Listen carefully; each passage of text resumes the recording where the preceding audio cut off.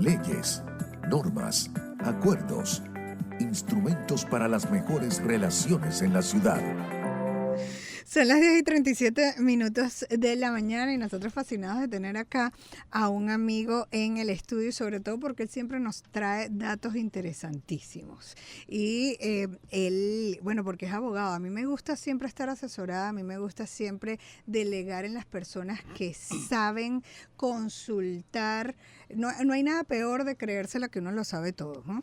Eso sí, en lo que yo sé, usted me respeta, que yo respeto a quien yo sé que sabe en su materia. Por eso en esta sección de leyes, normas y acuerdos tenemos hoy a Alberto Ruiz Blanco, quien es abogado graduado en la Universidad Católica Andrés Bello, es especialista en Derecho Laboral, Procesal y Administrativo.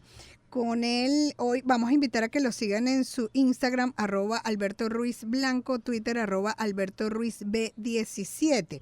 Y lo tenemos acá para hablar de la ley de pensiones. Y más allá de la ley de pensiones, porque con él nosotros conversamos la primera vez cuando inclusive estábamos postergando porque queríamos toda la información, la publicación en la Gaceta, que por cierto es la 42.880 que se publicó el 16 de mayo de este año, donde hay una contribución que hacer en materia de los pensionados y le toca a la empresa privada hacerlo. Y yo en aquel momento le dije, oye, y porque es que uno enseguida piensa en la obligatoriedad particular, ¿no? En su propia empresa, y en ese momento le dije, ¿y los condominios están obligados? Y me dijiste, pues vamos a esperar que esto avance y en el momento que tengamos toda la información, tú me vuelves a invitar. Y entonces aquí estamos. Al doctor le damos la bienvenida y que nos cuente, porque a veces también no nos informamos. Ustedes tienen un dicho de que el desconocimiento de la ley no excusa su cumplimiento. Exactamente, pero a veces creemos que estamos en la ley y hay gente que quizás en este momento está pagando esto sin tener la obligatoriedad de eso. Yo al principio del programa decía, hay unas excepciones publicadas o esto tiene que ver específico con la ley. Quienes no están obligados, en este momento hablemos de quienes están, claro, vamos a recordarlo, pero quienes no están también obligados a pagar esto o a hacer esta contribución. Ahora sí, lo dejo hablar. Buenos días, María Alejandra, ¿cómo estás? Buenos días a todos tus radioescuchas.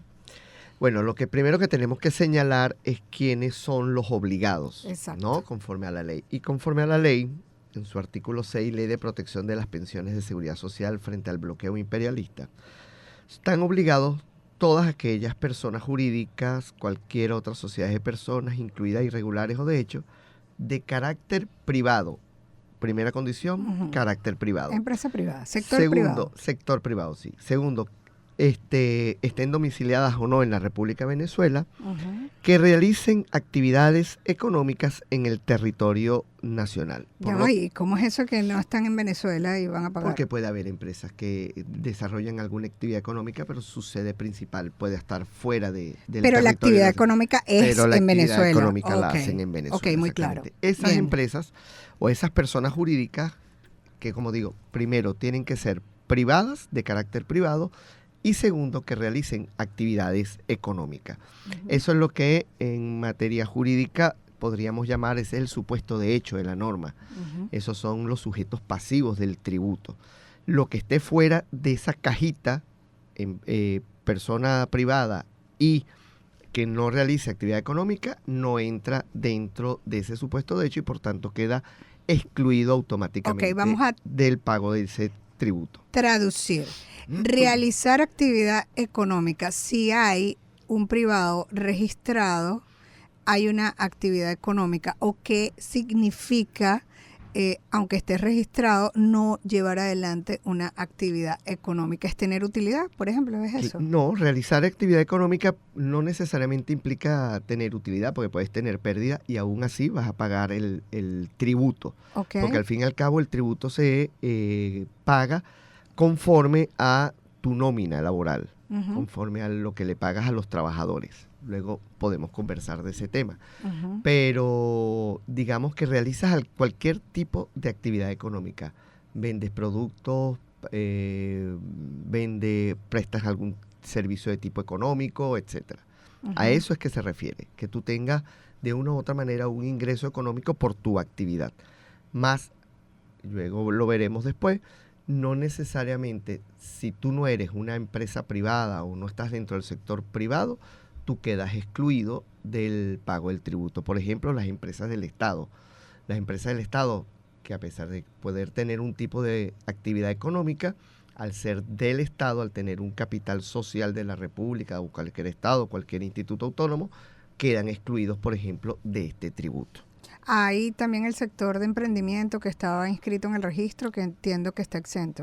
Sí, están exentos, pero eso sí es por una norma, correcto, eso sí es expresamente por una norma que sacó el presidente, donde se les excluye por un año. Pero eso es ya una exoneración específica que hizo el presidente a los emprendedores, eso es sí. Y que sale en la Gaceta expresamente. Correcto, en otra de las gacetas, pero es importante que tienen que estar registrados en el registro de emprendedores. O sea, no es cualquier persona que yo quiero ser un emprendedor. Bueno, si yo quiero ser un emprendedor, tengo que cumplir con los requisitos, inscribirme en el registro de emprendedores, y ahí sí entonces estar beneficiado de la exoneración prevista. Ok, yo quiero precisar, porque en ese momento yo lo dije expresamente, los condominios están obligados a esto, porque entonces yo dije, bueno, entonces el condominio está carísimo y yo no lo estoy viendo en la lista, entonces usemos esto como ejemplo. Entonces los condominios no desarrollan actividad económica, ¿y por qué no? ¿O sí? Claro, hay condominios de condominios. En principio, el condominio que nada más cobra las cuotas a los propietarios para el mantenimiento de la propiedad, no están obligados a pagar dicha contribución. ¿Ok? ¿Por qué? Porque no realizan una actividad económica. No hay una actividad de lucro, no hay una actividad económica como tal. Lo que cobran es para sostener, para mantener. Para mantener, exactamente, todo lo que tiene que ver con la propiedad, pues. Ahora bien, hay propiedades, son privados, pero como te digo, recuerda que son dos supuestos que se tienen que dar de manera concurrente. Privado y que realice actividad económica. Si no es privado, ya no está obligado a pagar. Si no realiza actividad económica, no está obligado a pagar. Se tienen que dar los dos supuestos de manera conjunta. Ay, caramba, doctor, pero si hay algún condominio que en este momento no estaba enterado, sino que dijo, bueno, esto es privado y están pagando, entonces, ¿qué deben hacer? Ahí hay que ver primero, hay condominios que puedan estar desarrollando adicionalmente un tipo de actividad privada, económica, disculpa. Como por ejemplo. Por ejemplo, aquellos condominios que tienen áreas de comercio que alquilan, que son, a pesar de que son áreas de los particulares, de los propietarios, se alquila a terceros. Ahí hay una actividad económica que es distinta al solo mantenimiento de la propiedad. Con ocasión a esa actividad, ese condominio muy particularmente podría estar sometido al pago de este tributo. Habría que ver caso por caso. Por ejemplo, aquellos que alquilan, de repente aquí estamos en zonas de playa, los que alquilan puestos de lancha, que hay condominios que separan la propiedad del alquiler de los puestos de lancha. Claro, pero dependiendo si está en el mismo registro de la actividad. Como registro privado, porque de repente hay un condominio que para ese manejo tiene un registro empresarial aparte. Sí, puede ser.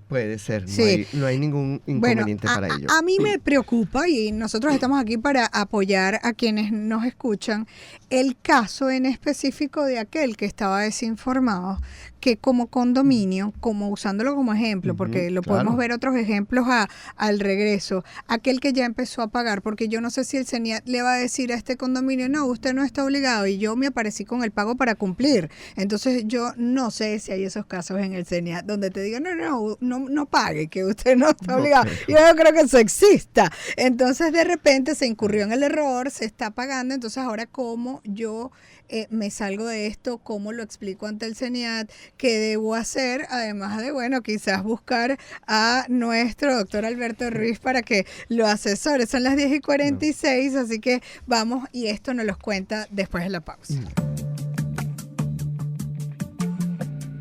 Continúa en sintonía de Gente y Ciudad con María Alejandra Malaver. leyes, normas, acuerdos, instrumentos para las mejores relaciones en la ciudad. A las 10:49 de la mañana nosotros continuamos en estudio con el abogado Alberto Ruiz Blanco, abogado graduado en la Universidad Católica Andrés Bello, especialista en Derecho Laboral, Procesal y Administrativo. Sus redes sociales en Instagram, @Alberto Ruiz Blanco, en Twitter, @Alberto Ruiz B7, esa B obviamente que de blanco. Son las 10:49, con él conversábamos ya desde la primera parte y desde la última vez que vino, seguimos conversando de esta ley de pensiones, esa contribución que toca hacer ante el CENIAT para justamente este tema de las pensiones. Nos decía que esta ley de pensiones tiene que cumplir dos preceptos: que sea el sector privado el que está obligado y que además realice actividad económica. Nos explicaba que algunos condominios, la mayoría de ellos por su concepto para lo que fue creado, no debe entonces pagar porque no realiza actividad económica. Yo le preguntaba, doctor, pero ¿y el CENIAT nos va a decir, no, usted está exento, usted no pague? O de repente ya, seguramente lo más normal, el condominio empezó a pagar y se está enterando en este momento de que no está obligado. Entonces, ¿qué tiene que hacer para quitarse de encima este peso? Bueno, ahí vamos para distintos supuestos. Lo primero sería, lo ideal sería dejar de pagar. Claro. Y en caso de que venga algún tipo de reparo por parte del CENIAT, pues intentar los correspondientes recursos contenciosos tributarios. O sea, dejas de pagar de una, no envías una carta antes. Es que estás excluido del Pero el del haber ya pagado, quizás entonces eso te va a generar seguramente un problema. Claro, ya intentarás las acciones tributarias para el regreso, o sea, para el recobro de esas cantidades. Lo puedes recuperar incluso el dinero. Créditos tributarios, pero bueno, todo a través de unos distintos procedimientos tributarios. Me está dando muchas ideas. Distintos procedimientos tributarios que escapan, digamos, de esta conversación, pero sí es posible. Sí. Eventualmente también, en caso de duda, si tú estás en un supuesto de duda, existe en materia tributaria lo que se llama la consulta, en la cual tú le presentas al CENIAT una consulta y en la cual le dices, yo estoy excluido por tal y por tal razón. El CENIAT tiene 30 días para responder dicha consulta. Si la responde a favor, pues buenísimo, porque ya tienes el visto bueno del CENIAT. Si no responde en esos 30 días, igual es chévere para ti, porque también ya tienes como el visto bueno, tienes esa consulta, pero un silencio ahí. Y si te responde en contra, bueno, ya tomarás las decisiones tributarias, como te digo, los recursos tributarios que tengas que tomar. Pero es una vía. De hecho, a un cliente mío le recomendamos eso y por ahora le fue bastante bien. Oh, qué bien. Entonces, serían condominios y que otras, háganos algunos ejemplos de que otras organizaciones pudieran considerarse que no, que no realizan actividad económica, entonces no cumpliría ambos preceptos que nos decían, que siempre recordamos. Sector privado. Que sea el sector privado y que realice actividad económica. Exacto. Por ejemplo, nosotros tuvimos un caso de un laboratorio que efectivamente realizaba actividad económica, pero los accionistas eran universidades nacionales. Entonces, con base a ser universidades nacionales, consideramos, y así por ahora fue planteado, que quedaba excluido de pagar porque este tipo de tributo. ¿Iba para el sostenimiento de la universidad? No, y porque básicamente las universidades nacionales son entes públicos, no son entes privados. Claro.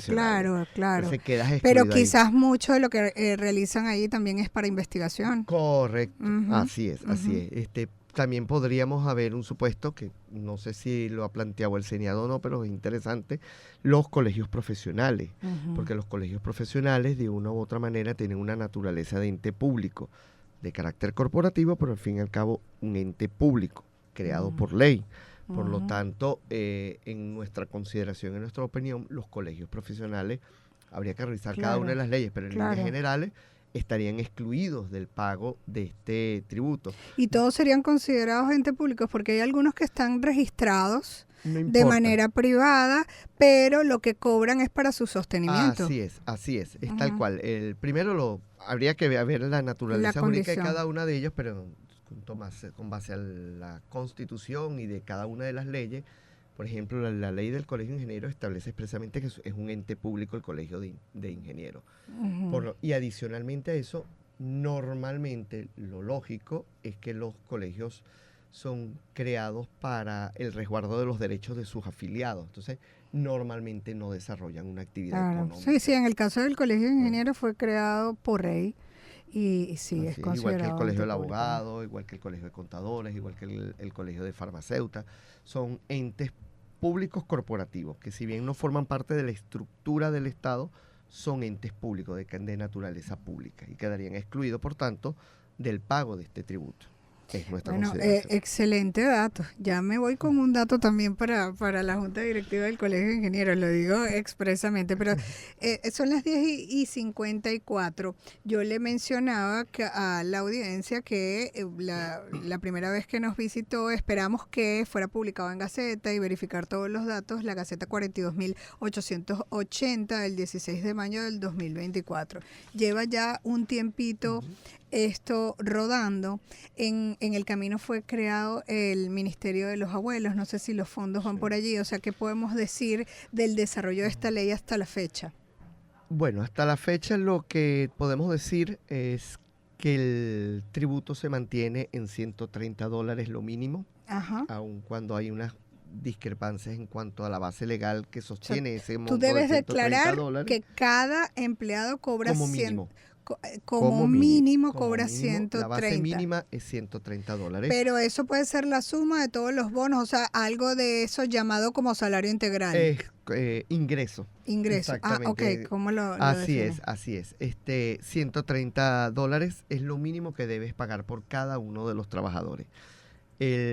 Insisto, hay un debate sobre cuál es la base legal que sostiene ese monto. La base de 130. Correcto. Que eso es un porcentaje que se paga allí sobre eso. Es el 9% de 130. Sí, vamos a aclararlo. Es el 9% de $130, Exacto. que es la base legal de... Que pudiera cambiarle el presidente en cualquier momento. Correcto. Ese porcentaje lo puede modificar el presidente. De hecho, en su oportunidad se planteó, la gente de Fedecámaras y de otros empresarios, le planteó la necesidad al presidente de no crear una tasa única, un porcentaje único, sino un porcentaje por cada tipo de renglón económico, pues. Por ejemplo, colegio, 2%, actividades económicas fuertes, 9%. Pero eso no fue aprobado todo. Eso no fue aprobado, fue aprobado una tasa única para todo el mundo, 9% para cualquier tipo de contribuyente que esté sometido a esta ley. Y lo ponen 130, vamos a explicar por qué, porque 130 bolívares es son el salario mínimo. No, $130, son $130 derivado de la suma de $3, que es el salario mínimo, estamos hablando de montos aproximados y redondos. $130, $40 que es el cestatique y el 90 del bono de guerra. Exactamente, $90 del bono de la patria. Pero cuando uno ve las normas, $90 del bono de la patria es para los entes públicos. Sin embargo, se lo están de una u otra manera cargando dentro de la base de cálculo a los entes privados, lo cual no tiene sentido. El $40 del salario del cestatique, técnicamente no hay una norma que establezca que son $40. No existe una norma jurídica ahorita que establezca que son $40. Han sido declaraciones del presidente de la República y del Ministerio del Trabajo. Y bueno, sabemos que el Ministerio del Trabajo, las palabras no son fuente de derecho, las declaraciones no son fuente de derecho. Claro. Sin embargo, el CENIAT ha venido tomando como base de cálculo esos $130.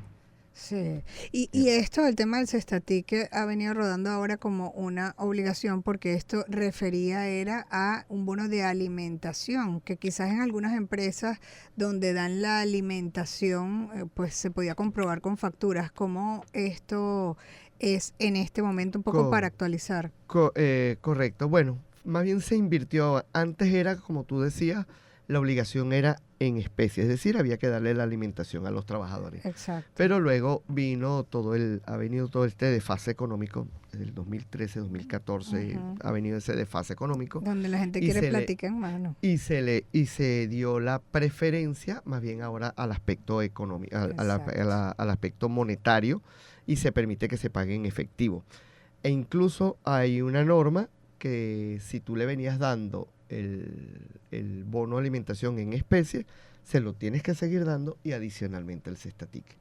Pero bueno. Ok, y en cuanto a que dice, bueno, este bono de guerra, bono de la patria, es obligado para el sector público, más no lo era para el sector privado. Entonces, no lo es, no lo sigue siendo. No lo es. Entonces, tú lo declaras, aunque no lo estés pagando así, para la base de cálculo, aunque no lo estés pagando. Correcto, porque es uno de los temas que se está debatiendo con el CENIAT. Hay una suerte de arbitrariedad en esa parte por parte de los cálculos que se están haciendo en el gobierno. Para despedir, lamentable que el tiempo se nos va volando, ya hay muchos abogados y organizaciones como cámaras de comercio y estos sectores que se han pronunciado sobre la base inconstitucional de esto, de que el CENIAT sea un ente recaudador para este tema. Para este tipo. Para este tema. No sé si algo ha progresado. No, por el contrario, más bien entiendo que la tendencia es más bien a enfatizar y a ratificar al CENIAT como ente cobrador de este tipo de tributos. Sí, y no quiero dejar de reconocer la importancia de que nuestros abuelitos están mal pagados y que no estamos aquí queriendo no pagarlo, sino que se esté en base a la norma y saber también, doctor, o sea, esto... cuál es el procedimiento. Luego llega y aunque es el ente recaudador, el CENIAT, y luego sí va a llegar a nuestros pensionados. Eso es lo que se estima, pero normalmente al ser el CENIAT, el ente recaudador, eso ingresa como una masa de dinero no detallada dentro de lo que llaman el Tesoro Nacional. Y después el presidente y todos los entes de la administración central se encargarán pues de hacer la distribución correspondiente. Claro. Pero entra todo dentro de la misma masa tributario, o sea, este tributo entra, al igual que entra el impuesto sobre la renta, igual que entra el IVA, entra todo en una misma masa económica, claro, que es el Tesoro Nacional. Claro, pero vimos que fue creado el Ministerio de los Abuelos. Imagino que quizás esperemos que eso ayude. Parte del fondo, esperemos que ayude. Muchísimas gracias, doctor, por siempre atender nuestro llamado y ser tan productivo en estos detalles que debemos darle a la ciudadanía. Era el doctor Alberto Ruiz Blanco, abogado graduado en la Universidad Católica Andrés Bello, especialista en Derecho Laboral, Procesal y Administrativo. Síganlo en sus redes sociales, @Alberto Ruiz Blanco en Instagram, Twitter, @Alberto Ruiz B17. Muchísimas gracias. Despedimos. Juana Bellorín, Luis Rodríguez, Richard Núñez, Jesús Salazar, Alexandra Gamboa, Daniela Jiménez y la suscrita María Alejandra Malaver Bellorín. Invito a que se queden en sintonía de Unión Radio 93.7 FM y a rescatar esta y muchos programas en nuestro canal YouTube Mundo UR Regiones. Nos vamos con siempre nuestro mensaje. Recuerden que el objetivo es convertirnos en ese ciudadano que el planeta necesita a partir de nuestra acción individual. La estrategia, dar siempre lo mejor de nosotros. Gracias, doctor.